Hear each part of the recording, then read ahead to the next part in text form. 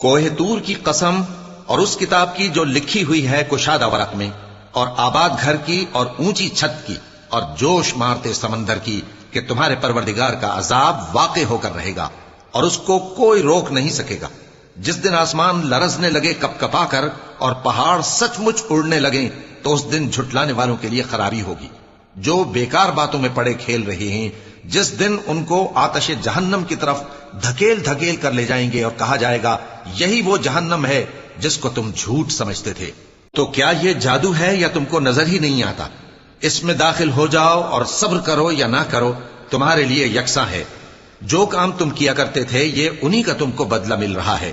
جو پرہیزگار ہیں وہ باغوں اور نعمتوں میں ہوں گے، جو کچھ ان کے پروردگار نے ان کو بخشا اس کی وجہ سے وہ خوشحال ہوں گے، اور ان کے پروردگار نے ان کو دوزخ کے عذاب سے بچا لیا۔ کہا جائے گا کہ اپنے اعمال کے صلے میں مزے سے کھاؤ اور پیو۔